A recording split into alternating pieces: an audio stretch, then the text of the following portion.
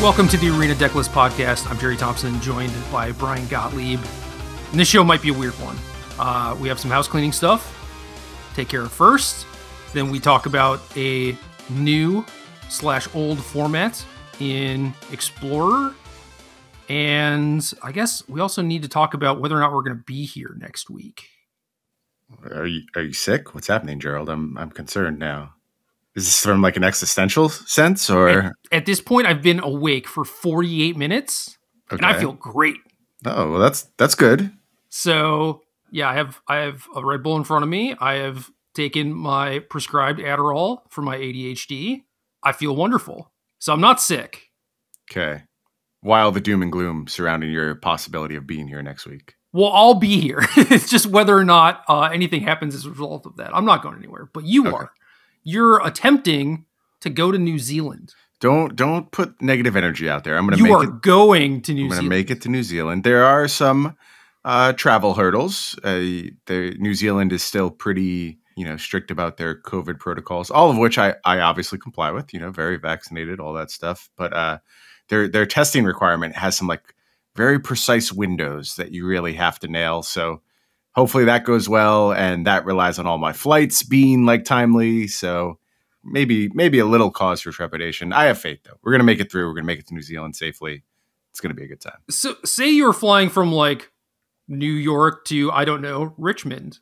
Yes. And they required you to get a negative COVID test within. Well, they wouldn't do that in a million years, but okay, we can. I know, with but this I'm fantasy. just saying, it's like, oh, you have 48 hours for a PCR or 24 hours for a rapid test before your flight takes off. Yeah. No big deal, right? Of course. But when you're going to New Zealand and you have to go New York to LAX, they require you to have that before you get on the New York flight, but also it still needs to be in the time window before you leave LAX. Correct. And the New York flight happens so early that nothing is open, basically. So I can't do a test before. And the LAX flight happens so late that the time windows start to get crunched where I can't get it done within 24 hours. So basically, like, my options are very limited. I have to get a specific rapid PCR test because PCR tests last for like 48 hours as opposed to the 24 of the just rapid tests. And they aren't really done that much in my area. Most of the places around here send them out to the labs. But I think I have found a place and I'm ready to move forward with my testing and then sit in the American death tubes filled with disease for, a few hours and then finally make my way to New Zealand. Yeah. And tell the folks why you're going to lovely New Zealand. Going to go design some Flesh and Blood cards if y'all are interested in that. Which for the record, you've already been doing. Yeah, I've been doing a little bit of it. Doing some contracting with the fine folks at LSS, trying to make awesome Flesh and Blood cards and sets, and going to head down to New Zealand to work in person for a little bit, meet some of the people I've been working with, and it should be a lot of fun. Are you stoked? I am stoked. There's a lot of stress. Like, traveling is always inherently stressful. And I've never been on a flight as long as the one to New Zealand. You've been to New Zealand before, though, so you know a bit about this flight. It's intense. I will be traveling for about 30 hours, and I've never done anything like that before. So that's got me feeling a little stressed. But other than that, I'm very excited to go.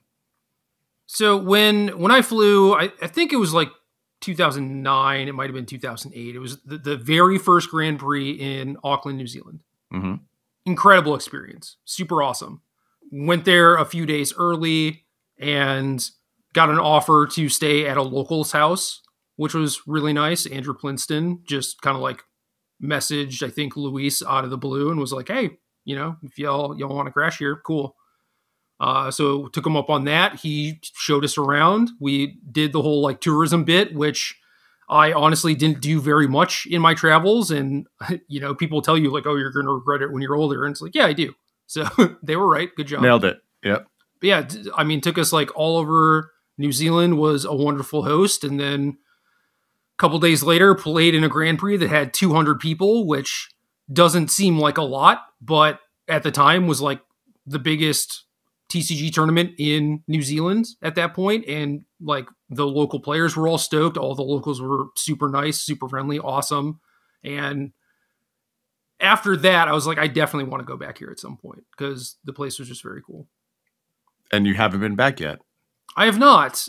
There was a pro tour in Australia where I however many points it was, I think it was like 33 you needed to be gold, and I think I was at like 30. Mm-hmm. So it was just like you show up, you get your 3 pro points, you're gold. There was something to like Wizards kind of messed up a side of the visa process where they kind of like gave you some bad information or something. They told you get like, Form A when you needed like Form A plus B or something. Mm-hmm. And so then they're like, well, okay, I mean, if you want to skip this pro tour, we'll give you your 3 pro points. And I was like, well, I got the right forms, but it is a really long flight. And I was, getting kind of old at that point. And it was Australia, not New Zealand. So I was like, yeah, I'll just stay home. Yeah, take the free pro points. Why not? Yeah. And I don't know, like watch the PT from home. Andrew Brown made top 8. That was his second top 8, which was really cool. And he was playing like a lot of cards that Michael Majors really loved, Elder Deep Fiend, etc. Yep. So I think that would have been cool to see live and be there and experience the event. And it seems like players had a lot of fun doing kind of like touristy stuff like I did in New Zealand. So like that was good to see too. And yeah, kind of sad I missed it, but like those 30-hour flights, especially now, like in 2009. Yeah, 2009, I was not smoking yet, but now I'm addicted to nicotine. So it makes those 30-hour flights like a lot longer. Like that's gotta be real tough. I can use patches, and it's normally a lozenge or something. Yeah, so it's just like another added complication to where it's just like this is gonna make me pretty uncomfortable. And yeah, now especially like times of COVID, I don't think I would be making that flight too often. Well, I will do it fairly often, and I'll let you know how that experience goes. It's I mean, maybe it's not that bad. Are you able to sleep on flights? My whole life the answer to that was no. Then I started traveling a bunch with like SCG stuff, doing commentary, and then at some point I was just like, "Fuck it, I'll go to sleep now. I don't care. What's the worst that could happen?" And then I started sleeping very well on flights, and I started teleporting around the country, and it was all going great. Which is something I was so jealous of people who could do that because it never, ever worked for me. And then I tapped into it. And now, have I flown since COVID? I don't think so. I think this might be my first flight. Man, I feel like I'm forgetting. That can't possibly be when true. You moved? Did you drive? No, I drove. And then I went to Colorado, but I also drove out there. That's wild. Yeah. I really feel like I'm forgetting something. Like I flew once in all of this. Maybe not. Maybe this really is my first flight since COVID. So we'll see. You went to SCG Con, you drove there. You went to Pittsburgh, you drove there. Yeah. Yeah. Maybe this really is my first flight. So we'll see if I still have this superpower. I would be very sad if I lost it. I've not flown, which is pretty strange for me, right? Yeah. Yeah. Your life was about flying for many, many years. Yeah. I mean, I guess so is mine. It's a weird adjustment. And now it's been so long that I've kind of forgotten about it. But I remember in the immediate days of COVID, it was striking how tied I felt to one location, how used to just being in various places I was. And then when that went away, it was strange. Yeah. I mean, just being grounded is sort of strange. Yeah. Yeah. I think before this, I couldn't really imagine living any other way. Like there was definitely some part of me where it's like, oh, this is so much. And I would love to just like stay at home, right? But then you stay at home and you're getting antsy and you want to do something else. So people ask me like, how is your weekend? How's your life going? Like catching up with people or whatever. And it's like, I don't really do anything. Like my life is not exciting. I still like don't even really see people. But like before I would have plenty of stories from like travel or hanging out with folks or catching people up on what is going on in like our mutual friends' lives or something like that. I just have none of that now. I'm like so disconnected. It is bizarre. Yeah. No, very real effect of everything we've gone through for sure. Yeah. We got a Command Fest this weekend in Richmond. Yeah. You're going to take a trip over to that? I mean, it's your neck of the woods, right? Well, I live, 8 minutes from the convention center. I'm like, okay. It's kind of like north side of Richmond. I'm on the south side of Richmond. There's like a river that separates us. The only thing that keeps me from getting there in 2 minutes is traffic. Yeah. So Nick Prince is coming to stay with me, which is great because I haven't seen Nick in a very long time. And Yeah, then very cool. have a lot of friends who are going to be there. And I don't know how long I'll stick around, but I will pop in at some point.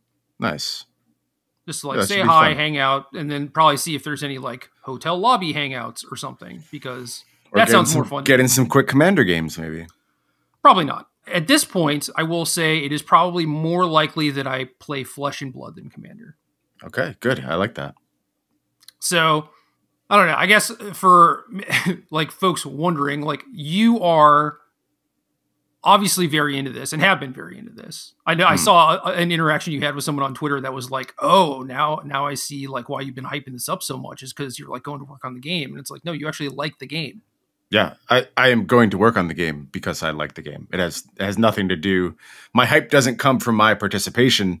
I sought out participation because I am so into it. So it's a very different scenario than just like, oh, it's your job or whatever to hype this thing. Nah, that's not my job. Yeah, it doesn't matter if that was your job. Your job was not to promote it on social media. You're going to promote things on social media that you like. Correct. So. And I hope I have enough credibility. I don't think this person honestly like meant anything, derisive about it. I think it was just like an observation that they were making.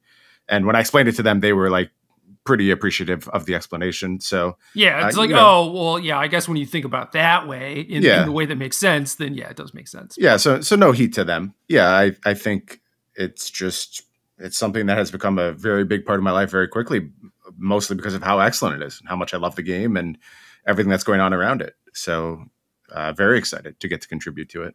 Yeah. So with you super into it, what is the likelihood I get into it? And I will say that I've taken more steps towards getting into it than I would have otherwise, which is I have learned the rules of the game. Mm-hmm.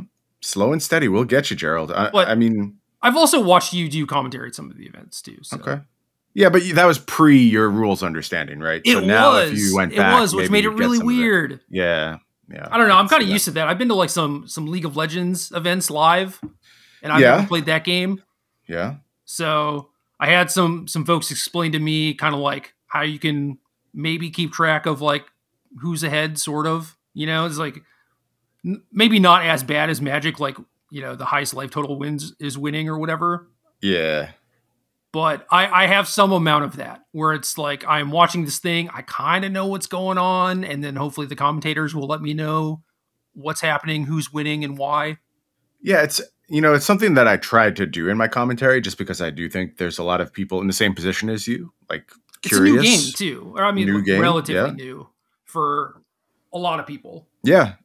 So I do consciously try to do that. I don't know how successful I am at it. You know how it is when you've like internalized something so much and you're like, oh, I'll give the simplest possible explanation of this. And then you've talked for 2 hours because you have such a deep understanding of it that you can't give a simple explanation of it, right? Like you sort of just skip over those things naturally because they're so ingrained in you. I try really hard to push back against that. It's hard for me to evaluate how successful I am at that because that's kind of how I wrote my articles before. I was like, well, anyone reading this thing is like obviously going to have an understanding of these concepts or whatever. Cause it's like, why else would they be reading a Magic article every week and also be paying for it if they didn't already know this stuff? And then it was like, once I actually started going to more, like SCG tour events back in like the early 2010s or whatever, and like meeting the people and saying that they read my articles and stuff, I was like, oh, that's like not my audience. Yeah. And then I became like very aware of like, no, I should actually just explain stuff more. Even maybe not if like making an assumption of my reader's knowledge, but just for sake of clarity, even. Yeah, it's a tough line to walk when you're dealing with very technical, very rules intense type things like we do on a regular basis, because to even be able to get the baseline understanding, you've already been asked to learn so much, right? So you have to find exactly the point where, okay, everyone has this tremendous amount of knowledge, but not this next step in the tremendous amount of knowledge. And that's a really hard judgment call to hit. I agree with you in my writing. It was something I strived really hard for, especially like when I knew I was writing not on the premium side. So I tried very hard to shape my articles differently between whether they were paid content or unpaid content. And I think I was good at that, actually. I think that's something I really succeeded at during my time as a writer. I was just talking with someone the other day where I was like, I miss my writing job, Mm-hmm. where people would just pay me money to sit down and like put my thoughts on paper. And now I still have like a bunch of half written articles and whatnot. And I think that when we started promoting the website a lot more, like I was pretty good at getting something out every week, but the returns were just not there. And it's like, I should probably just be doing this in another medium, whether it be like Twitch or YouTube or like, Yeah. something, right? No, it's frustrating. Writing was like super chill and I really enjoyed it. And everything was set up for like people to know where to go to read the articles, right? So it all just kind of worked out. Yep. No, it was a lot of infrastructure that was not present. It is not present these days, and you said it best. The returns are not there. Like you can't spend the amount of time it takes to create a good article and make $1 to do it. Like it's not realistic under the ever watchful gaze of capitalism. Yes. If we had some, universal basic income or something, then maybe we could use our time more freely to support these things that we love as passion projects. But as it stands now, always cost benefit analysis. Something else you could be doing with that time. Even like you said, I think, which is a really salient point, like Twitch, YouTube, there's just a greater potential for return if you do the exact same thing in the spoken medium. So why would you do it in the written medium? Because I like writing. Right. That's it. that would be the reason. And once like dollars have to drive the cost benefit analysis, you don't get the luxury of making that decision anymore. Yeah. Yeah. I mean, it's so easy for me to play games or consume content in my leisure time and then basically like spend time by myself learning stuff and then put it into something versus like, oh, I'm going to like be on camera live streaming this and like during the learning process. And like my problem with Twitch was like maybe at the end of the stream you kind of like sum things up or whatever, but it's like even then you give it 12 to 24 hours or something and I could still write a thesis on it better than I could have summed up in the 2 minutes after the stream or whatever, right? So yep. I would much rather prefer that medium, and I would also prefer to like do the learning on my own time versus having to be on. But yeah, they're different stuff. So what you're saying is that there's someone out there with a website that wants to pay you to write some articles. You'd have a conversation. I would have a conversation, but I mean, I think that that ship is like mostly sailed, right? It's like whoever runs the websites knows that all the SCG people got laid off and basically no one got picked up. So yeah. I'm just assuming at this point that is not going to happen. So the thing that I was thinking about was like turning whatever articles into like video form and just doing YouTube and having it get like 1,000 hits and me not make any money doing it. But like, perfect. Sounds great. Sign yourself up. Yeah. I mean, at least more people would see it than writing an article. And then probably true at this point. And the process would be very much the same, right? Where it's like I do the learning on my own time and then translate that into some piece of content. Yeah. Do you watch any like long form essay YouTube stuff? I don't watch a ton. The ones that I have seen are very good. And I wish that I had a playlist versus like having to go seek them out and find them. And then I want to do stuff like that. It's just like it takes a long time and I don't have the capability to make it as engaging, I think, because it's like, I don't know. I mean, I guess writing a script is not that different than writing an article, but then I have to perform the script and get the visual aids and all the stuff, right? Yeah, the editing is like what always has. I think that medium is really interesting. And I remember I sent you like action button reviews, the video game reviews that were like 6 hours long. Yeah. Yeah, I think they're phenomenal. I really enjoy them. And every time I watch them, I'm like, I should do something like this in the Magic space. But then I think about the tremendous, tremendous amount of work. And basically, like, you have to get 1 million views or you can't justify the amount of time you spend on it. Right. And that's just not realistic. Like, that's not going to happen 99.9% of the time someone does something like this. Do you know Spice 8 Rack? Yeah, absolutely. Have you watched his stuff? No, I've seen them, in Twitter Spaces and whatnot, but for whatever reason, they've never crossed my YouTube algorithm. Which is weird, right? I had the same experience. Yeah, it is weird because I think about like the other YouTubers who are often there, and I don't see any reason why Spice 8 Rack wouldn't make it, but no, they haven't thus far. Yes, he does like long form stuff. Like, you know, I don't want to say this definitively, but I feel like he makes like a video a month or something. It could be a little bit more frequently than that, but I think it's about a video a month, and it's like generally long form, scripted, well presented by him, and well produced and everything. And like making a video a month, I could probably do that, you know.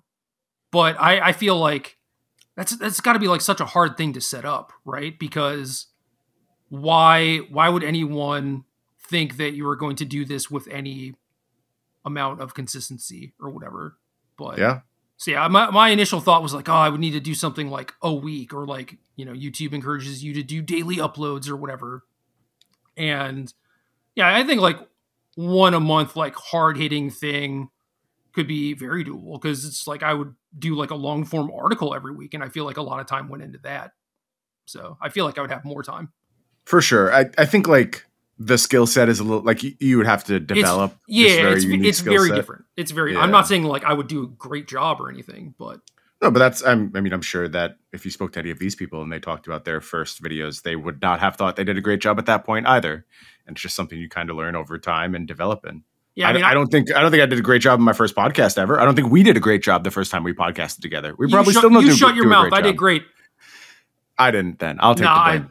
I agree with you. I definitely agree. And I think honestly, like I'm coming from a position of being like way more prepared for this stuff than someone else who's like starting their first video on their YouTube channel or whatever. Right? It's like I did this stuff with Star City back in the day. Like, sure. Yeah. Yeah. I had you've done it on your own. We did like some, you know, deck tech videos and things like that. They were certainly lower budget, maybe not as beautifully produced as they should have been if you were trying to make like a long-term endeavor of it. But you know the foundations, you know the formulas. Yeah. Anyway, we were talking about Flesh and Blood. So right. I don't know if I'm going to like get into it. But I like the premise. I like all the stuff that LSS is doing. I like how they seem to care very much about their players, but not just their players, like the community as a whole. You know, They did some really nice stuff for cosplayers, for example, where it's like they basically like created their own promo card for them that has also like some dope Easter eggs in it and stuff. So it's stuff like that where it's like they go the extra mile. They do care. And then it comes down to like, do I actually like this game? And it is different enough from all the stuff that I've played before and enjoyed before, where I'm a little skeptical that I will enjoy it. But I respect the premise. I think the premise is good. Yeah, I only thing I would say is just try it and find out. I mean, you know, I would love to if there were a digital client. This is excuse making. There's Tabletop Simulator, which I will hop on with you at any time and teach you the game. That's not digital. Like it absolutely is digital. It's online, but it's not. Oh, I can play Flesh and Blood Arena and learn by myself. Okay, or you could go play Felt Table if you wanted to just learn by yourself, play by yourself. I don't know what that is. Is that just like goldfishing, playing against AI or something? You play against an AI, yeah. And it's a functional. It's not a good AI, but it's how I learned the game for sure. Like it was absolutely critical in understanding the rules and, you know, what different decks did and what goals were. And I still use it from time to time in some scenarios where like I just want to see how something runs.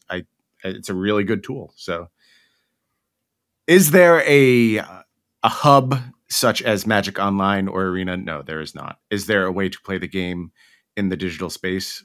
100% there is. But that's assuming you already have some amount of buy-in, right? Where it's like you kind of know how the rules operate, or well, no, Felt Table is a rules engine. It does it itself. It's how I learned the rules. But it doesn't teach you the rules as you are playing. Like a thing will happen, but you won't know why it happened. It won't tell you. You can maybe intuit it. You know what I mean? Kind of. I don't think you're right, though. I think there's, like, if you slow down and review the game log, of which there is one, so you can, like, see what happened for each decision, why things happened, I think it can teach you everything you need to know. Because that's how I learned. I mean, it's just, like, I watched Prof's video, and then I went to Felt Table. And after doing that, I showed up at the event we went to, the first SCG Con, and I top 4 to PTQ. And that was the first time I had ever played with anyone but my brother in person. Yeah, you were probably cheating the whole time. Well, that's my MO. Cheating requires always looking for an edge. So I played it in one versus system PTQ. Okay. And I knew of the game. Obviously, I'm very familiar with like Marvel, DC IPs and whatnot. Yeah. And I got handed a deck by my friend and like kind of taught the day before or whatever. Played round 1, got absolutely demolished. I was playing Big Brotherhood. They were playing Sentinels. It seemed like a really bad matchup. And also, I was like playing Jund, and they were playing like Jund deck that also had like Ancestral Recall or whatever. Okay, good choice on their part. It just seemed like I had a very distinct deck disadvantage, right? So in round 2, I cast a spell that I couldn't cast. Okay. But it's like, it's so weird because it's like, yeah, this has like a number on it or whatever, but it's like generally you don't pay attention to the number because you just need like that amount of lands or whatever. You're not actually like, oh, I need the mana to cast the spell. And it basically, I played a 4-drop on turn 3, which was like really good. It was a good play for me, right? So I win the game, but then it got pointed out to me after the fact that like I couldn't cast the spell. My opponent was like, wait, how'd you do that on turn 3? I was like, I don't know. And I was just like, you're right. I concede, you win. And I dropped. Very nice of you. And I think I knew enough by the time I was playing my first event that I was within the realm of the rules. I do think like there was a misplay. I had to rewind that I did something wrong in one scenario, but I don't think there was anything too egregious. It's not Felt Table's fault. Yeah. I think my understanding of things was definitely the result of like my friends not being very good at teaching games. Sure. And probably like hot-shotting the process a little bit. Like I think you need a little bit more setup for a game than let me hand you this deck and here's a brief rundown of what you should be doing. Right. Yeah, you teach me how to play the game through like 2 games in between rounds at FNM the night before the BTQ. Probably not great. Yeah, that's tough. Anyway, may Flesh and Blood at some point. Other thing is SCG, I guess, like made a statement and Pete gave an interview, and yeah. You got some things you want to say about that, Gerald? I have some things. I've got. Can I say that I got legal advice if you're not technically a lawyer? No, you can't say that. I got some advice. Yeah, not a lawyer. I'm not a lawyer. That is 100% true. You can check the I led with retired. You're not a lawyer. Yep, retired. Officially says so on my attorney registration status. Nice. Where I was going to tell a story. Yeah. And I was advised by #NotALawyer that it could potentially get me in some hot water. So I think I'm not going to tell that story exactly. But I will say that for the people listening to the Pete interview and being like, oh, this guy seems like a little out of touch. Like, it's just like, oh, not billionaire, of course, but it's just like, I don't know, maybe millionaire being out of touch with reality. No way. And it's like, yeah, you should not be surprised by that. There are 2 different worlds that humans inhabit. And one is just a regular go to work, get a paycheck type of world. And the other is ownership of something substantial and, paying salaries to a bunch of people. The 2 worlds are not at all similar. They don't lead to the same conclusions. They don't have the same incentive systems. They don't reward the same morals. They're just not the same worlds. And if you are of one world and you expect those people to operate in your space, probably going to be disappointed. There's exceptions, of course. There's exceptions to every rule. But I think a large percentage of the people operating in that ownership world are going to have a hard time connecting with folks on the basic world. And it's a pattern that repeats itself to me over and over. And it's kind of become a firm belief of mine at this point. So nothing here shocked me is what I will say. Yeah. The other thing is that people are generally not self-aware until they are. That rarely comes about easily. And there's also a lot of friction there where you can have this sort of moment where you could pause and reflect and maybe become self-aware. But I think that there are just generally a lot of internal things that are going to tell you not to do that. Sounds a lot safer to not be self-aware. A Yeah. lot easier. You just get to kind of go about your life, and anything wrong is always somebody else's fault. And that sounds great. I could totally get on board for that type of experience. But you can't turn back the clock. And once you go one way, it's hard to get back to that state. So probably won't be doing that anytime soon. It was a disappointing interview. And somebody made a point too that and why is there so much criticism being levied at SCG for this stuff? We talked about it forever ago. We expected more from SCG. It's that simple. I mean, it's really not more complicated than that. I expected them to be a leader. Their past decisions have shown them to be a leader in many instances. And it seemed like they often put people first. This is the time they didn't do that. It shocked and surprised us. Of course we're loud about it, especially because, our brand is inextricably tied to SCG. That's where many people got to know us. This podcast was on SCG for a long time. We both wrote for SCG for a long time. We both broadcasted for SCG. I broadcasted recently for SCG after I was fired as a writer. I did a Flesh and Blood tournament. And maybe I'll do it again. Honestly, I haven't ruled out the possibility of ever working with them again, but there is just a higher expectation we put on them because we know what they're capable of. And I think even once we're separated, we're still kind of reflected on by them. So of course we get more angry about this stuff. I wouldn't say that I expected it, but I was hopeful and I knew that it was within their range to do so. But I wouldn't say that this is, totally out of character for them necessarily. Okay.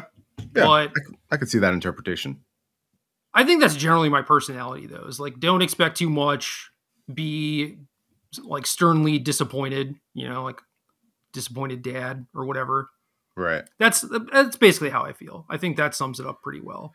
And I mean, you even made the comment when we were in Pittsburgh where you're like, yeah, I'm pretty sure that they're just going to get rid of these restrictions pretty soon. And I thought about it for half a second. I was like, yeah, I think you're right. Yeah, no, that's true. The writing was on the wall at that point.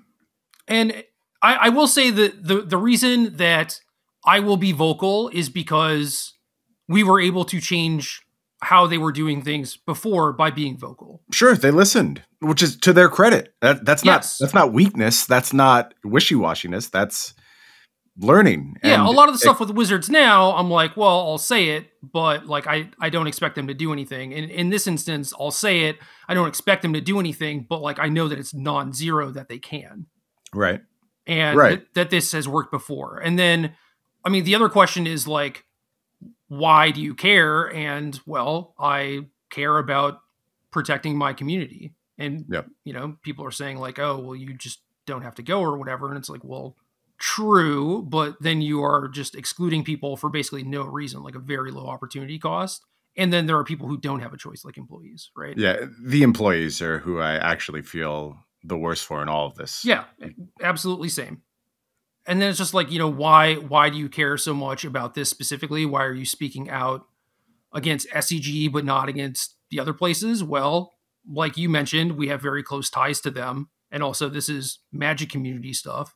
And if there were more things that were like this in the Magic space, I would certainly be speaking out about those too. And there just haven't been. I mean, I know that the DreamHack stuff is bullshit.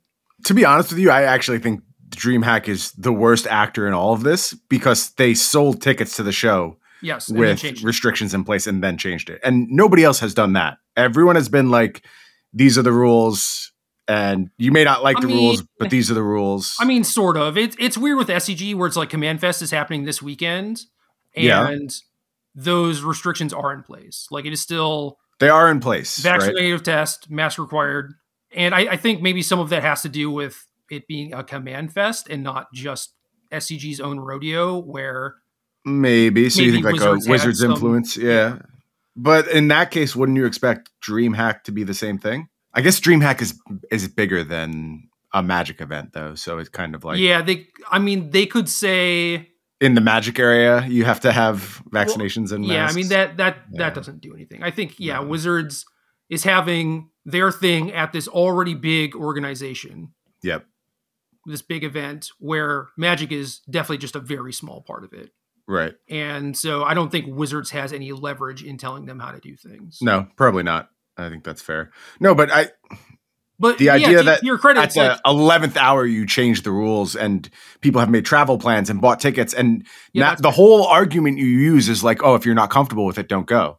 It's like, well, I'm not comfortable with it, but you took all my money ahead of time, and now what do I do? Right. And this is the first time I think that's really been the case. So, and to SCG's credit, whether or not this is like a Wizards mandate or not, is like they have changed the rules for like upcoming events, but the thing that was in place, which was Command Fest Richmond, has not changed. Like they are not trying to hoodwink anyone. Correct. They are going to like explicitly lay out the rules and then probably keep them that way. Although for the upcoming events, they were definitely being like a little shady about it, where it's just like they didn't post whether or not anything was required at all on the website. And then people asked about it and they're like, yes, the website currently does not have that information or whatever. Right. It's just like, how about you just tell me yes or no? So it's like they were being intentionally obtuse, I think. I agree. I don't think any part of their response has been well formulated. Really, any part of it has been well formulated. I think it's all been done. It's been slapped together, I would say. And adapting to one crisis after another just leaves you creating new crises all over the place. So you need to have a much more thorough plan for how you're going to deal with these type of things, I would say, in the future. So tangentially related to this, in his interview, Pete talked about how Twitter has a bunch of like, performative assholes, I guess. I don't think that's a direct quote or anything, but it's like a bunch of like performative complainers on Twitter, blah, blah, blah. Do you feel people are actually performative? Just like in a general, like maybe not in a general sense, because the answer to that is obviously yes, but as far as like talking about issues, you know what I mean? I think all aspects of our personality are performative in some way. Like that is just what being a human is. It's the core of communication, right? Like you are trying to express something, so therefore you are being performative with that expression because we want to get that across. Do I think it just because you talk about a specific issue, that's a valid means of like it's a time to criticize someone as performative? No, I think it's a total cop-out because I think 100% of the time you're able to call someone performative. So using it in this scenario is actually implying something else. It's implying that's why I wanted to not speak to like a broader sense, because like I said, the answer to that is yes. But it's like in instances like this, when people spend their time and energy to complain or bring awareness or whatever, in those instances specifically, do you think people are performative? And it can be a scale, right? Yeah, I like with everything, there's going to be exceptions. I'm just going to give my own experience to this thing. The mental cost of putting yourself out there on issues like this and making yourself a focal point or a lightning rod for everyone on the opposite side of the spectrum to come after you and, certainly extend their abuse of you far outside the scope of the discussion you're having. Yes. Nobody wants that. Nobody in their right mind wants that. So to say this is part of a performance that has no other basis other than to attract attention, that's nonsense. Nobody would ask to be the subject of this kind of scrutiny. I mean, maybe once you do it by mistake, but if you've ever been through it, you sure as hell don't want to do it a second time. And the idea there's someone out there who just like gets off on constantly being yelled at by the worst people on the planet. Like I said, exceptions to everything. I don't really buy that's the main thing motivating behavior here. Yeah. I mean, you did bring up attention, which I think is kind of important because yes, you get the negative attention, but if that comes with good attention, I could see it potentially being worth it. But I also think that it's all bullshit. I think that if people are speaking up about something, it's generally because they do care about it. There's just like so many things that people experience and go through and think about on a daily basis that they don't all share to social media. And like, obviously there are people that are looser with social media than others, right?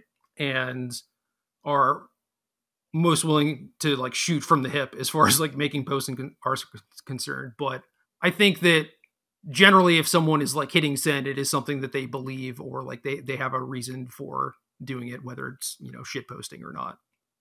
And I think the difference is like putting the money where their mouth is when it comes, you know, because like people can say like, oh, I'm just, you know, never shopping at SCG again, and then it's like, oh well, a new set comes out and I guess SCG is the cheapest, so I'm going to buy from them or whatever. But it's like, right. Well, even then, don't worry about that. Even then, I don't think it's performative. I because to me that implies that they actually don't care about the thing, right? And yeah.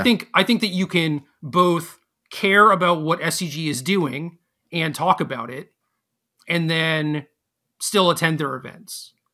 Obviously, it's like pretty silly if you're saying you're going to like boycott their events and then you still go to them. But yeah, I don't know. I just feel like just because they are not able to take like 100% hardline stance doesn't mean that they don't care, because there are circumstances involved in everything. It's like, okay, well, I really want this card, but my budget is X. And I mean, this is a laughable example, but it's like, oh, SCG is the cheapest or whatever. Because that's never going to be true. But, you know, in situations like that, where it's like, I don't know, if I was hungry and there were literally no restaurants except Chick-fil-A around or whatever, it's like, okay, fine, I'll eat a Chick-fil-A. But like, for the most part, I'm just going to avoid them because they suck. Yeah, I think making space for shades of participation is important. Like, I think it's totally acceptable that you go, well, I used to feel this way about SCG. I may still go to their events, but, you know, I won't be doing X, Y, and Z. You know, I won't be buying SCG merch, or I won't be subscribing to their premium service. I think like all of those things are valid as a way to voice your displeasure, and it doesn't have to be never engage with SCG again. Like I said, I could see a world where I still work for SCG again. I don't think that's impossible. Yeah, and the reason is because, I mean, if there were 10 other different platforms that you could do flesh and blood stuff on or with, you would probably choose them instead, right? But in this instance, like, I don't know, maybe they're the only ones running like callings or whatever, yeah, right? I think that is within the realm of possibility, and it would be a scenario where, you know, one of the things it's weird to like go to bat for SCG right now. I guess I'm going to a small extent. One of the things I'll say about in my time working for them is that I always felt like I could say something that was borderline overtly SCG or overtly anti-SCG. Like, don't buy these cards or don't participate in these events until something happens, which is like clearly negative to their bottom line. And I felt like it would still be published, and I could still say that. And there was never any restrictions on how I was to present myself. And that extended, you know, across not only my articles, but like social media. They never really said, you know, lay off Wizards and again, like to Wizards' credit, I recently did work for them after months and months and months of criticizing them. Ultimately, like, those are the companies that I am willing to keep working with. The ones who say there's space for disagreement and criticism, even from people under our banner. That's a good sign. And it's only in the absolute situation where like, oh, if you say bad things about this, you'll never work here again. Well, then there's probably a really unfixable problem underneath everything. Yeah. And I think the distinction is that in the case of Wizards and SCG, for the most part, you are dealing with various employees at various levels throughout the companies. And then it is the people who are in charge of how do we make the most money this quarter, ultimately making those big decisions that we disagree with. Yes. Yeah, you know, it's not necessarily like Jared's call or whatever, or whoever the messenger is to announce these announcements, the person on social media or anything. It is not their call. They are not the ones making this decision. It is not their fault. Do not go after them, right? And if you're talking to like Andrew Brown about doing contract work for Wizards or whatever, it's like, I mean, he knows that he didn't make the decisions that you disagree with. He may even disagree with some of the decisions that they made, right? Sure. And also, like, at the time, like, Chris Cox did not have a say in whether or not you got hired. He doesn't even know who you are. Right? Very true. So, yeah, you can deal with the employees of a company that is doing, like, some pretty bad stuff, and have those interactions all be completely warm and fuzzy and fine. Yeah. It's weird. It's all weird. And I mean, like, that's just our system in a nutshell. It always there's perverse incentives all over the place, and it puts you in weird, like, ethical dilemmas every time you leave your house and spend your money, and it's frustrating. And again, I think that speaks to exactly why we've been louder about this issue than other ones, is like a lot of capital invested in this organization, a lot of our own sweat and work. I think helping form the reputation that they had for a very long time as like the place for magic. I think you especially deserve a large part of the credit for that, having been a face of the organization for a very long time. And your outrage seems perfectly directed, like exactly where it should be. Good. Yeah. Now you feel better about it?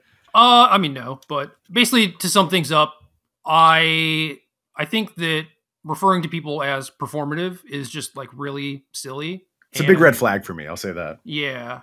And I get where you would see someone, like, maybe complain, like, say you are on the side of, the performative person's opinion in quotes, and you see them say the same stuff, but then maybe not take as much action as you do. And it's like, well, everyone has different circumstances, right? It's like, you may be able to cut people off and take hardline stances, and maybe other people are not able to do that for various reasons. Yep. Right. And I don't think that means that they're any less outraged than you, or that they're doing it for clicks or whatever, because I think that it's very unlikely that people do that. Yeah, I'm just going back to click suck, and if I could be clicked on less, that would be nice. So I'm not doing anything for clicks. Maybe broad social capital is not the right word. Broad reach. Reach is a tool that is, like, valuable to me, has been valuable in my life. So if you want to argue, like, I post more so that my reach is extended, I'll concede that. I think that's fair. But saying it's performative so I can appear a certain way when I'm not really that way, I don't think that's ever the case, at least for me, and I think it's rarely the case for others. Yeah, I mean, it's getting paid in exposure, right? It's just, like, so ridiculous and has been debunked. It's trickle down economics, effectively.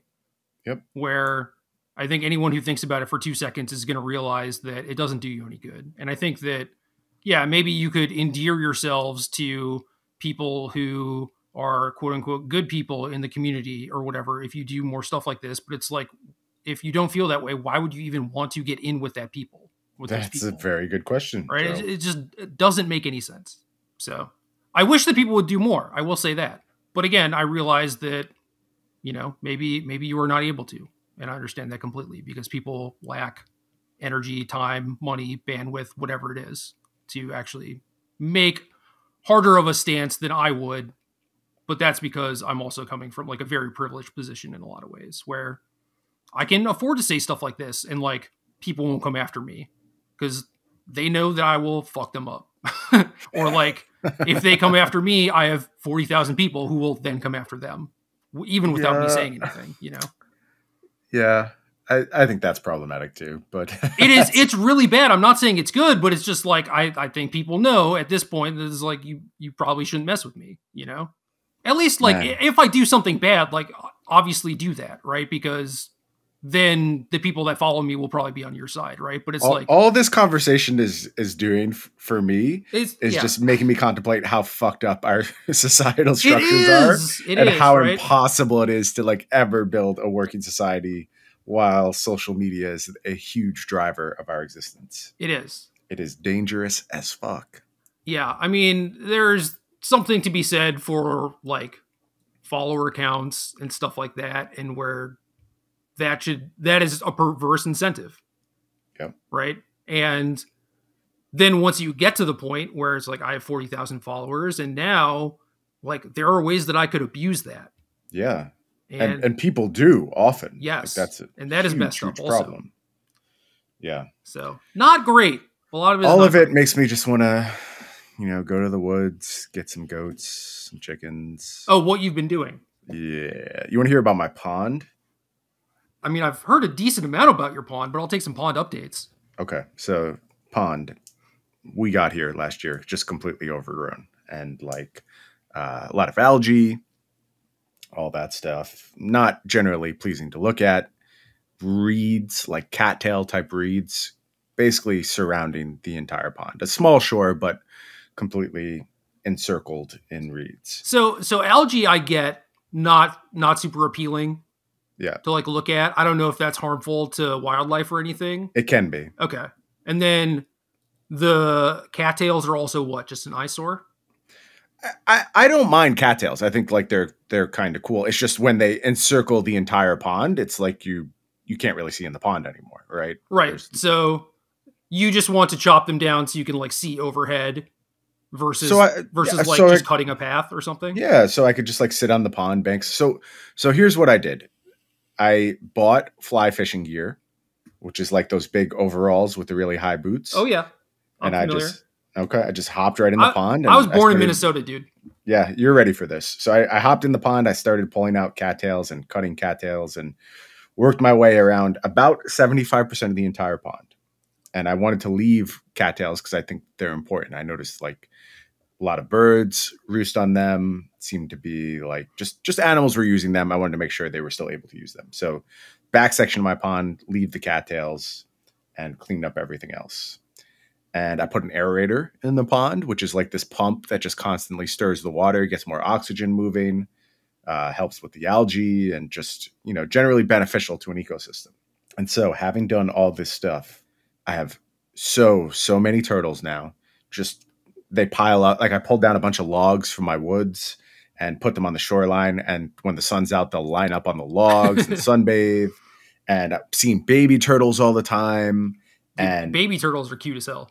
Oh, they're awesome. I saw literally the largest frog I've ever seen the other day. Just like mammoth bullfrog. Now the minnows are being born. So all along the shores, there's like lots of baby fish. And I don't know how many of them are going to survive. If all of them survive, we're going to have some trouble, actually. But pond's not big enough. Yeah, pond's not big enough. And like fish are jumping now all the time. And there's this one koi fish in the pond. His name's Carl. He's like a giant white koi fish, 2 feet long, I would say. He's just tremendous. And, I didn't see him much this winter, and I didn't really know if like he made it, what happens. And now I see him on the shoreline all the time. He's like eating the base of the reeds, helping me keep the pond clean. So pond ecosystem is killing it right now. And, that's mostly what I want to use my social media for at this point, is just make it pond Twitter, like just pond updates, animals. Seems like the best use of any reach I've accumulated over the years. I was thinking that there was going to be some beautiful analogy to like, that is what you're going to do to the Magic community. Or no, I just really like my pond. Or something. No analogy. I just like my pond and I wanted to talk about it. Hell yeah. I guess related to the flesh and blood stuff, we're going to talk about whether or not we're going to be here next week. And part of the problem is that you are traveling on Wednesday, Thursday, Friday. Yes. Yeah, 3-day travel extravaganza will be the case. So if we can find room on Tuesday, I mean, let's be honest, we've now done an hour show. I imagine we probably won't talk about any actual Magic on this show since we've gone this far without doing it.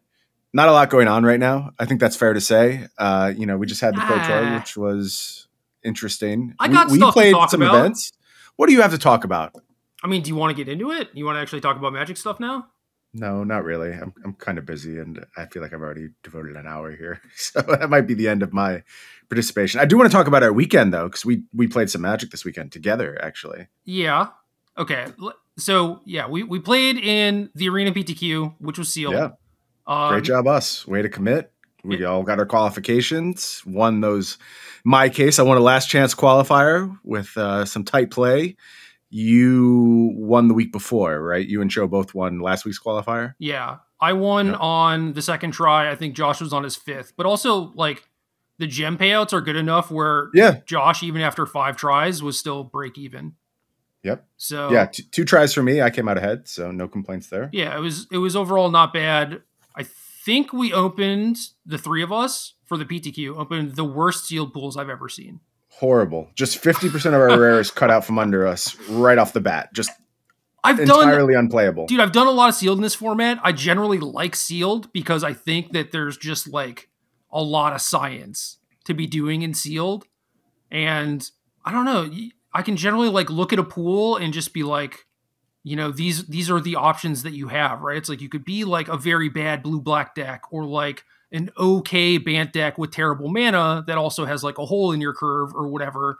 And you're probably going to lose to some better decks, but like, you know, maybe you can scrap it out. Or it's like you play this like 4-color deck with all your powerful cards and like really terrible mana and try and do that. And it was also best of 3. So you have a little bit of room there to maneuver. And it was just like, my pool just had like no good rares and no good commons, right? Nope. So it was all 3 of us. Like the craziest thing was, so a lot of times in the best of 3 scenario, you're like, okay, I can get him in sideboarding, right? Like I will use that edge to adjust, and I would go to sideboarding, and I'm like, I don't have a playable card. Like I would kill for a Disdainful Stroke. It completely changed my sideboard. Yeah, plan. so you were playing literally Bant. not a card I could add. You were playing Bant, right? Yep. So that's kind of where you want to end up. For sure. I think your deck was okay, but it also kind of like stopped at 3 mana. Yep. So like you didn't have any of the big like, you know, Echo Inspector, Adjudicators. You certainly didn't have any like bomb rares or anything. No. And it's not like was my best card by far. What was? Rigo, yeah. And even then it's sealed, so you didn't have like a ton of stuff to go with Rigo too. Yep. So like you had a very low to the ground deck, but also had to play like 4 or 5 Bant cards or like green cards, like cards on your splash. So it's like your mana was still not great even with duels. And it wasn't like, oh, I drafted this deck that's really low to the ground because all my 2 and 3 drops are busted. It was like, no, like I'm still playing like mediocre 2 drops. This is all I have. There's no other option. Yeah, so it's like you have low curve, but have to play 17 lands just to get enough like pips to cast your spells. And then on turn 5, you're like, play a 2 drop, just have 3 dead mana. Yeah. And then, you go to sideboarding, and none of us had like a disenchant. Nope. It was like, okay, obviously like Broken Wings would be in the main deck or whatever, but it's like, my opponent has a Rabble Rousing. Do I have an Extract the Truth or any? No, nothing. No counterspell, nothing. I'm just dead to it. Cool. Yeah, so long story short, all of us made very swift exits from the PTQ. I had a good time, though. In general, like I thought qualification was fairish. Like you said, Cho had to try 5 times and still ended up even or ahead. So that's a good sign. The system seems acceptable. I will say this, having played a lot of Flesh and Blood lately and played a bunch of Flesh and Blood PTQs, one-shot PTQs still suck. I hate the 1 qualification opportunity. A season is infinitely better, and I don't see any way for Arena to move back to a season, and I find that frustrating. I wish it was more weekly events. The other thing I'll say is that playing a game with much less variance for a little while, it's sort of making me into one of those people. And I know that has inherent challenges with game design, though. I know that. I know that in my heart, in my soul. I know that the best thing Magic has is its land system. I know that, Gerald. But I still thought it a few times this weekend where it's like, damn, I wish I could just always make my land drops. And the land system for Constructed, I think, gets balanced out. It is still a thing that has not really been balanced out for Limited. That's interesting. You know what I mean? Because that's a good way of looking at it. Dude, think of how long we've been playing Limited where our mana bases are 9/8. That is such garbage. It's so bad. And then you compound that with like the mulligan system for Constructed, which is like, it's meant to be kind of punishing, but like probably shouldn't be for Limited, at least limited up until like 2015. Because like now I think the sets are a little bit more powerful where it's like, it's getting closer. Because it's like, the London Mulligan for this format in draft specifically, it's like, even if your opponent mulligans once, like you're going to get your ass kicked. Like they're going to have a good draw. They're going to curve out probably, you know? Yeah. And I think the incentives for this set specifically to be multicolored are like would be very good and very at home 10 years ago, where it's like, oh, you have this coastal tower, but also you can pay 5 mana and sack it later, so it doesn't feel, you don't get a chance to do that in a lot of the games. Yeah. So some of the things are being balanced for limited like 10 years ago. And I think that the mana bases that we have now for limited are generally like, oh, you get like dual lands at common, you know, you can make like a pretty good 2-color mana base. Like you're definitely punished for it with like these ETB tap lands, and maybe you gain a life or something off your Thornwood Falls or something. But yeah, I think that if you wanted to make limited good and feel more like constructed, I think that there are ways you could do that. Now, obviously, you know, when I say that out loud, it sounds very strange and very weird. And I'm sure that there are limited diehards that are like, no, we like limited because it's not constructed. Well, you also don't like streets limited. And that's kind of why, is because like all the cards just across the board are like pretty powerful, pretty appealing. And I think that that is a conscious effort that they're doing. Right. Yep. So yep. I think that that is going to continue. And then at that point, the complaints that you have are just like, well, maybe the mana is pretty bad, in which case you could fix it. You could just make the lands a little bit better. Or you could have more different options for fixing, which I understand why they didn't necessarily include a lot of those, because you don't want to incentivize like 4-color stuff. Yeah. I mean, that's always the fight, right? Like if you make your fixing too good, you end up with, oh, here are all the good cards. Yeah, it's like, oh, here's this 3-color set, and then you're just like, well, I'm 5-color. You know, it's like what, especially in sealed. I think that happens a lot of time in sealed. Yeah, where it's like what Ari was doing in cons, right? Everyone was like, oh, I'll just draft my wedge or whatever, and he's like, why? I just have 10 dual lands. You know, it's an interesting challenge to balance around those two things. I think you're right that increased power level unlimited is here to stay. I also think you're right that there's got to be some other ancillary adjustments that account for that, to allow you to play games where you miss a land drop.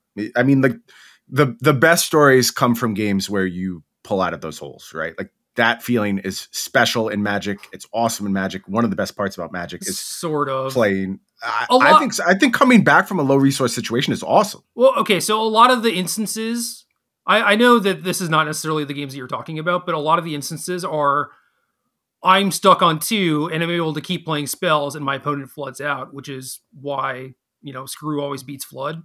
Yeah. Why people say that is because when you are flooding out and you play like 1 or 2 like more powerful cards than your opponent, but then they start drawing their lands and now they just have 6 spells in their hand.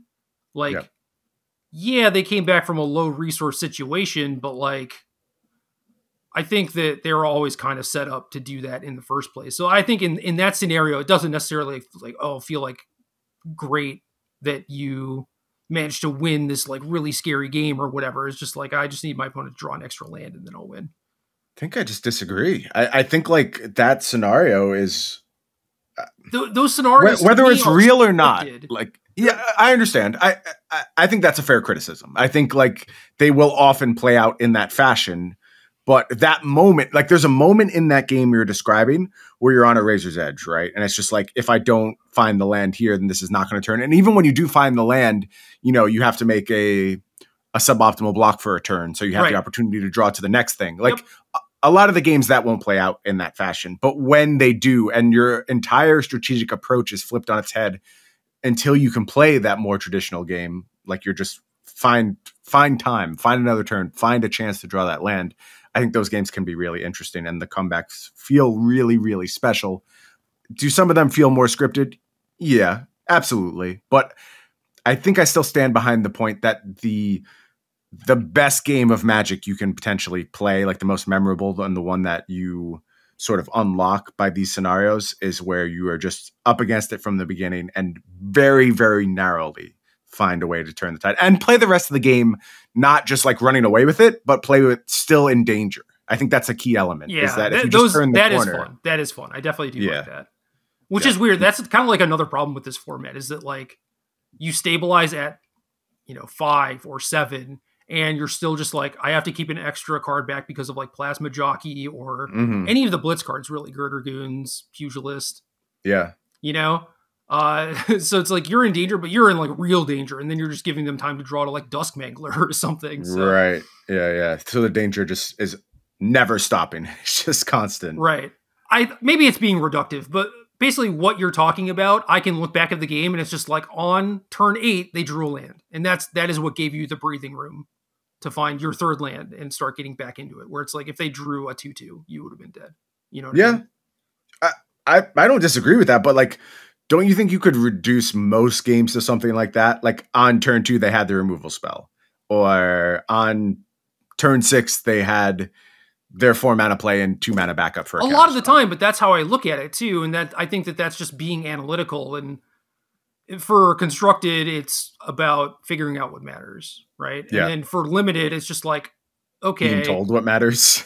Okay. In hindsight, like, how did this game play out? What happened? What mattered?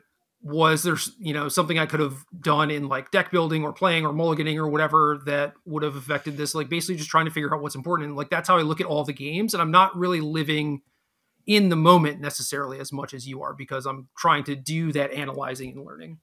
Right. But I think that you're like really sweating those 2 turns, where I'm just like, the important thing to me is kind of like not the outcome, but how the game actually plays out and ends, and I can't think about that until the game actually ends. Yeah. I feel you. So the fun stuff comes for me after the game ends, mostly. Interesting variations in our approach, because a lot of our Magic approach is very similar, I think. But it's funny to think the things that like get us amped, where I kind of suspend my disbelief and buy into those scenarios, and you're just like, yep, just another scenario. Yeah, you like the game aspect and actually playing.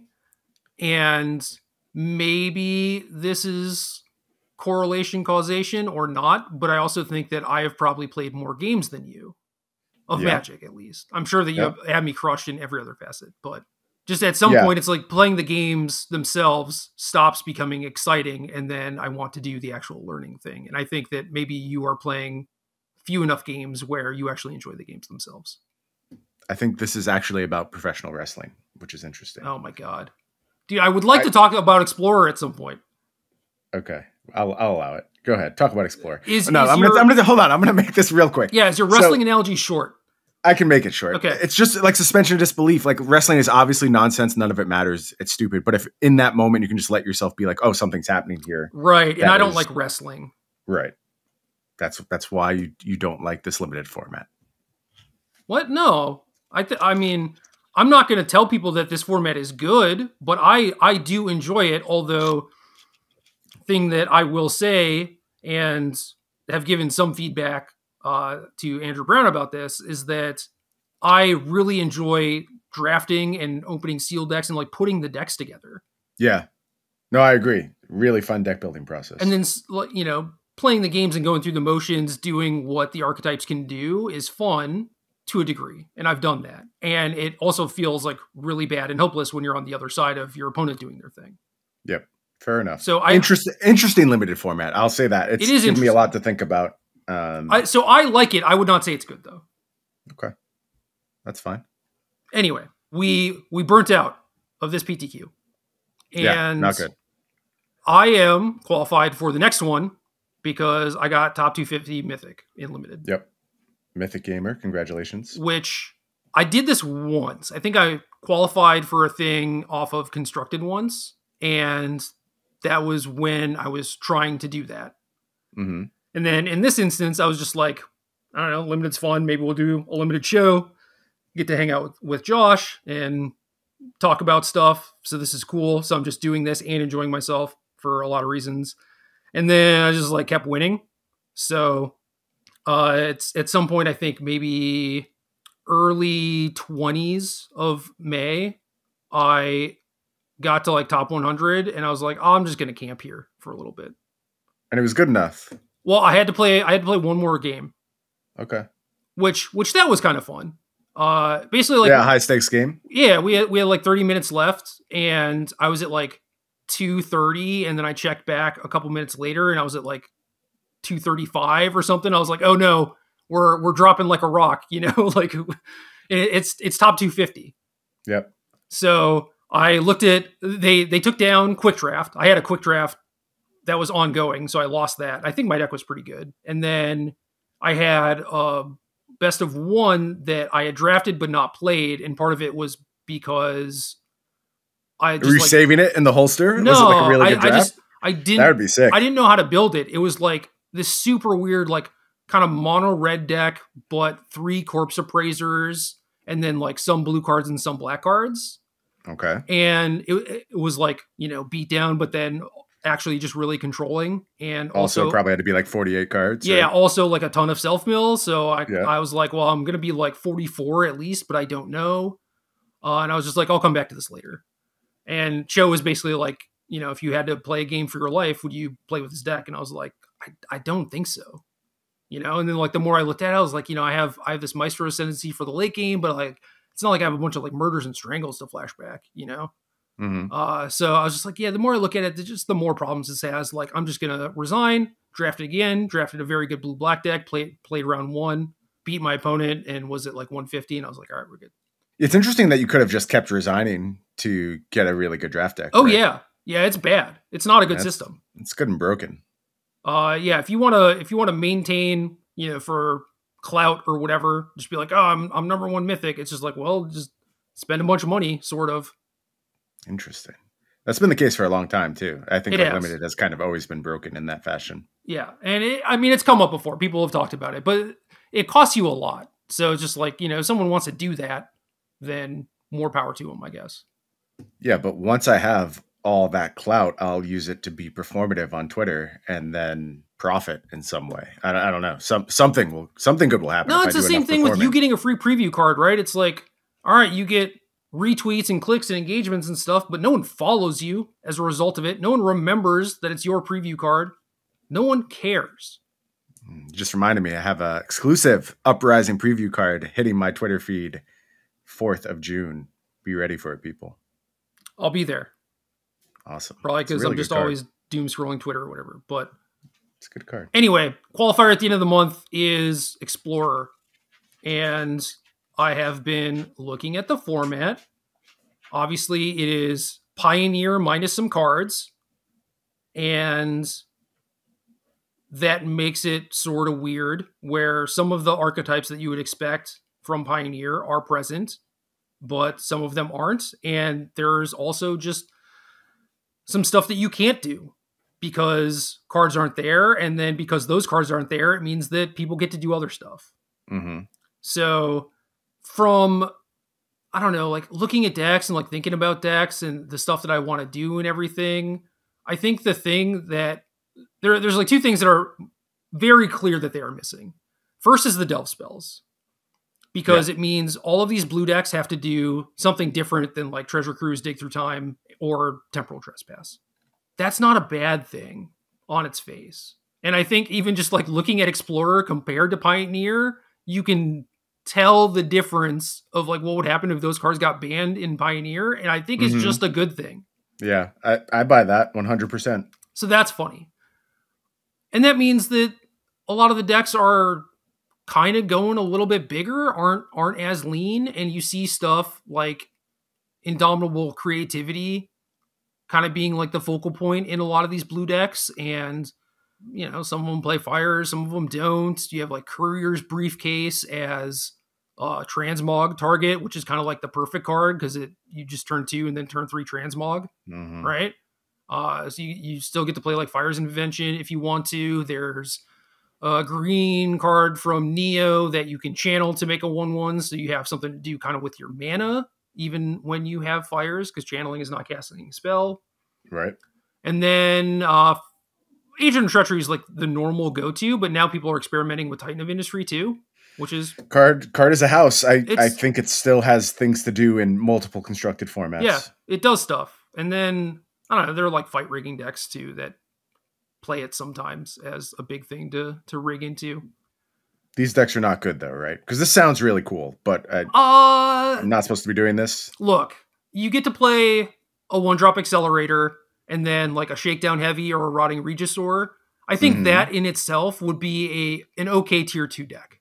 Okay. And we've seen like Steel Leaf Champion type of stuff like show up and for sure do well occasionally, depending on what the removal looks like. And now you kind of have like this I win card. You get to fight rigging to maybe play a really busted card ahead of time.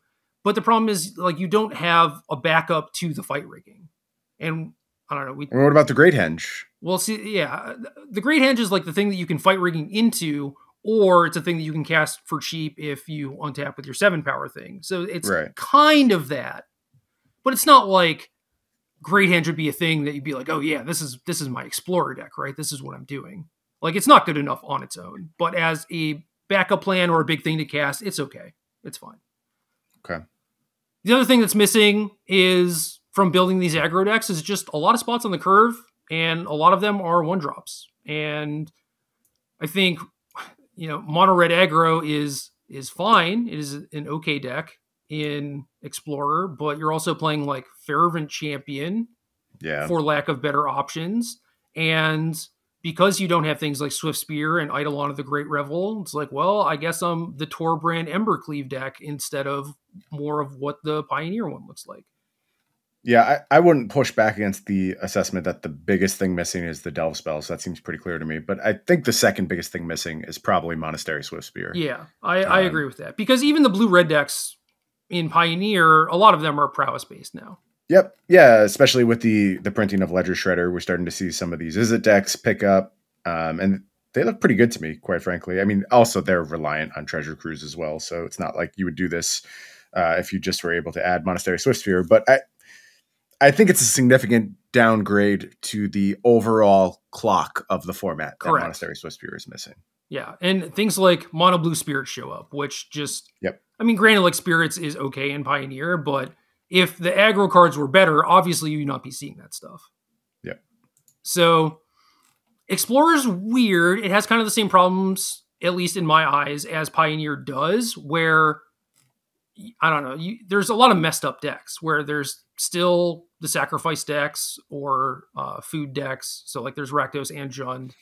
Yep. And those are really hard to interact with. And there's the Greasefang decks, which are also pretty hard to interact with.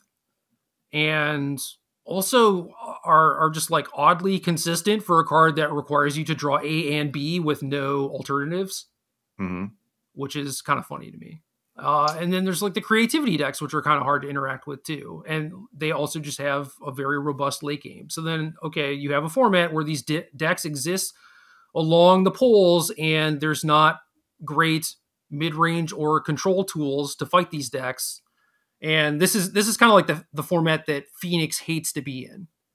Right. Because Phoenix needs its game 1 plan to be at least okay. In a lot of instances, it's not, because like you also don't get a lot of sideboard help because you're blue-red and your reactive cards are typically bad with Arclight Phoenix itself. So you can't really sideboard all that much, So I started Explorer by playing Phoenix and just like beat up on some creature decks. Granted, Winota was still legal. That's like another thing, is like Winota was recently banned. So I liked Phoenix initially, but now I'm just like, I really don't think I can do it. I don't think I can play Phoenix. So now I just think I have to play some like messed up deck. And I don't really want to do that. I never enjoyed doing that in Modern. I don't enjoy doing that in Pioneer. And I don't think I'm going to enjoy doing it here, but might be correct.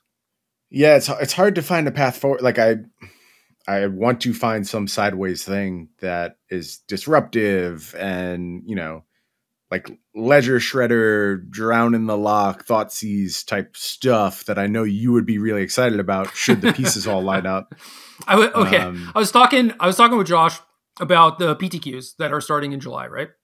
Yep. And the vast majority of them are Modern and Pioneer. I think that there's one sealed one around me out of like 15.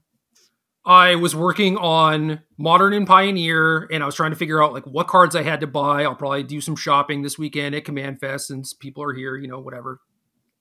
And Josh is just like, I don't know, why are you thinking about this? You're just going to make some Grixis pile for Modern or whatever. And he said that like, as I was just in the middle of typing a Grixis deck. He felt it in his soul. And I'm just like, ooh, this is awkward. Yeah. And so I told him about it. He's like, yeah, dude, I've known you for 15 years or whatever. This is not a surprise. Clear we were headed this way. Yeah. And it's more of like an 11th hour type of thing normally, where I'm just like, oh wait, this would be great. But in that moment I was working on Grixis and I was like, look, to be fair, I looked at it and I don't think it's good. I don't think it solves the problems that I want to solve. And he's like, yeah, he's like, yeah, sure, buddy. Give it a week. You'll have another thought. Right. Yeah, I mean, they're just such broad tools, right? If you plan your deck appropriately, you should always win with Grixis, theoretically. When the tools exist. They don't always exist. They never exist. But That's the whole lie. That's the Grixis lie. For the longtime homies out there who remember me and Major as being like the only ones jamming Jace Vryn's Prodigy in Modern and playing things like Pia and Kieran Nalaar and Jorubai Merklurker and at times, and it was kind of embarrassing, it was not very good, but Peace Strider. Do you know Peace Strider? Oh, I've played Peace Strider in my decks before. Yeah, gain 3 life every time. 4 mana, 3/3 artifact. Best card to gain life in Grixis because Brutality was not out. Yeah, when I mostly played Peace Strider was post Jace the Mind Sculptor Stoneforge Mystic ban, and I would play it in blue-black control because it's the only way to gain life. Yeah. It was bad. Like real bad. That whole deck was real bad. It was real bad, but I've also shown up on coverage where, my opponent plays an Eidolon, I'm pretty low, I play a Peace Strider, I'm like, what's up? Now I'm at 8, I don't take any damage because this thing costs 4, I have a 3/3 to block your 2/2. Let's go. Like I said, the perfect answer for every situation, and sometimes that answer happens to be Peace Strider. Yeah, sometimes it's just completely hideous. And then they print Collective Brutality and you're like, oh, never mind. Yeah. Never again. But looking at it for Modern, it didn't look great. So we'll see. There are some like really cool kind of like hybrid Reanimator decks though. So I'm kind of looking into that. That kind of okay. Yeah, that's dope. Yeah, because like Shredder and then McWinsauce, I think only top 32. I think he got like 17th or 18th or something. Played Grixis Reanimator that had like Ragavan, Shredder, Archon of Cruelty. Yeah, those are pretty real cards. And it's like, all right, yeah, they graveyard hate you, and you still have Ragavan Shredder to fall back on. Yeah, or maybe like a hard cast Archon at some point. I don't think that's completely out of the realm of possibility. Yeah, maybe not. Maybe if you're really going to work with Ragavan, but then you probably don't need to hard cast the Archon. Hopefully not. Yeah. So I don't know. There are definitely some things where I'm like, I can get myself into trouble playing these bad decks, but we'll see. Can we just like big score as well, and then just ramp? I mean, yeah, a big score is almost a perfect ramp into that thing. Yeah, but no, Brian. The answer's no. Oh, okay.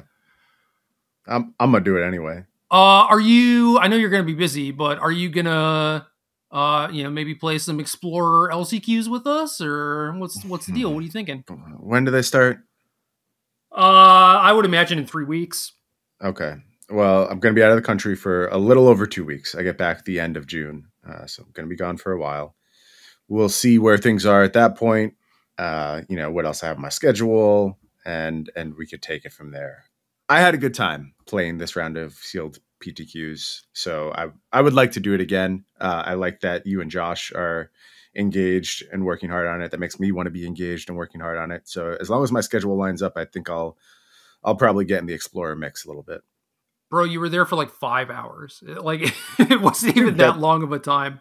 That's a huge time commitment from me. You have to say, I understand. One of the biggest time commitments you've gotten from me in recent days. It is absolutely. I wish it was more. And it's also weird because you used to have like nothing but time. I know. It changes really quickly. Like life comes at you fast, bro, where you're just like, I have all the time in the entire world. I can do anything. And then you're like, time is gone. Time's an illusion. There were definitely moments where I was like, I can't imagine what would have to happen for my life to change dramatically. Cause like my life has gone through a lot of big shifts and upheavals and whatnot. Mm-hmm. And I always just kind of like rolled with it. And that was sort of normal for me. And then when my life got kind of stable, I was just like, yeah, this is like kind of it. But then it's just like, oh, well, actually now I'm moving across the country and working at Wizards now or whatever. And it's like, those things still happen. And even in the last 3 years, it's happened like 3 times, I like those things happening personally. Like I like that my life is always under varying points of commitment and stress and like keeps it interesting. Work life. Yeah. I mean, like, will that always be the case? Will there reach a point where I'm like, man, I really want to reclaim some of my free time again? Totally possible. But I also like the varying ups and downs and, staying flexible, like you said. So I generally do too. It's just the last 3 years specifically have been bad. Just mostly downs, very few ups. It's been like downs and in the worst possible ways. So I'm kind of over that. Yeah, I would sign you up for some ups. I think you're ready for those. So hopefully we can get those on the schedule pretty soon and get that part of the cycle going again. It would be nice, but I'm still kind of in the same headspace where I'm like, yeah, I can't imagine what would have to happen for my life to change, I don't know. So it's maybe weird. I'll need a full-time pond attendant. Is that something you would be interested in? I don't know, man. Who's watching the pond while you're gone? It's going to fall on Janelle mostly, and it's a lot. It's Carl's job. Concerned. Carl the Koi. Well, Carl is working hard for sure. Like he does his part. He keeps, the algae under control as much as he can. I see the turtles eating the algae all the time. So everyone's working hard. It's not like it's just me out there doing stuff. Hell yeah. But I do feel like they've kind of looked at me as a leader, and I'm concerned what's going to happen when I step away for a little while. I know it's scary stuff, dude. I can't imagine like leaving my cats for a weekend, Even though I know I have a whole ecosystem I have to leave behind. I know it's a lot more, and wild. I will say that every time I've come home, my cats have been completely fine. Yeah, I expect most of the turtles and fish will probably still be there. One of the good things about having these as my pets now is that if something bad happens to them, I probably don't know about it. Like they just kind of like float to the bottom of the pond, and I don't have to deal with like a corpse or anything. So yeah. It gives me a lot of plausible deniability. Like if I don't see a specific frog, I could just look at a new frog and be like, oh, maybe that's the frog. And the other frog is fine somewhere. I mean, I don't know. So I had the cats in my backyard at my old place, mm-hmm. and ended up, I was going to trap neuter return or trap neuter release all of them. Right. That was my plan. Yep. And I got the first one, and she was just like too cute and precious and awesome that I just kept her. And then I went to try and get the rest of them, and they were just gone. And like you said, like no bodies or anything. And it seemed like they were not abnormally scared of like humans or cars or anything. I think like scared the right amount. Scared about as much as I would expect, right? Like they were definitely very, very cautious. And it's like, I can't imagine something like that happening to them. And I was feeding them. My neighbor was feeding them. I think they kind of had it going on, like living in the hollowed out tree trunk in my neighbor's backyard or whatever. Yeah. Perfect. So I don't know what happened to them, but it's like that. It's just like, I don't know. And then like a new cat shows up that was also orange. The other two were orange. And I was just like, are you the same cat? I really don't think so. But like, okay, now I'm feeding you now. Yeah, I can believe this if I have to for my mental well-being. So just lean into the same cat theory. I mean, even if it is the same one, where'd the other one go? You're still down a sibling. So they got adopted, and they're living a great life in someone's house, the way your cats are. Yeah, exact same situation. Yep, I certainly hope so. Yeah, man, that was a good 10-minute talk about magic. I was here for it. I enjoyed all of it. And maybe we can do Tuesday next week. If not, I don't know what we're going to do, but it's not for like a lack of willingness. You know what I mean? Yes. Right.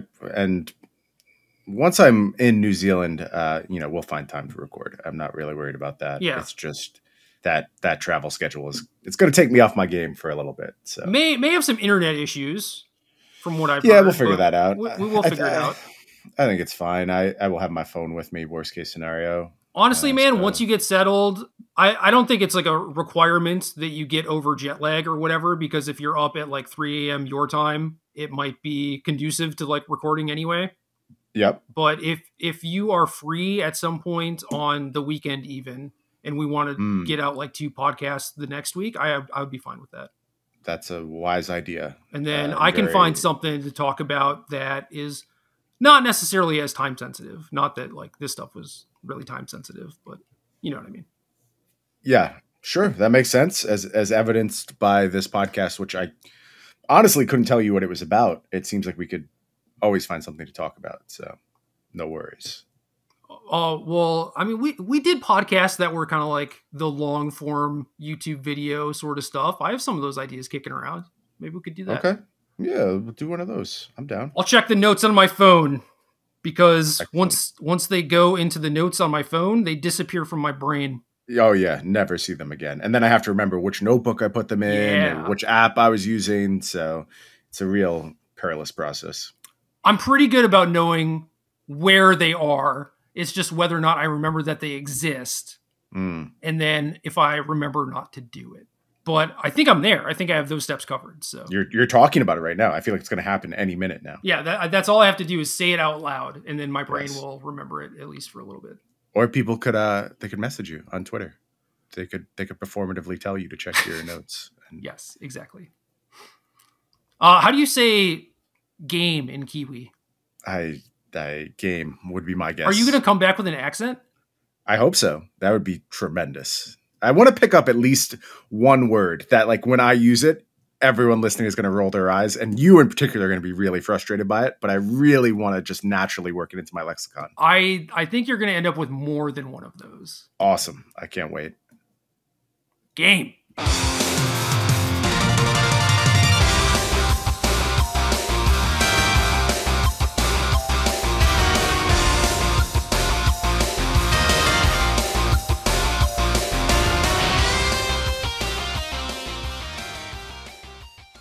Good luck.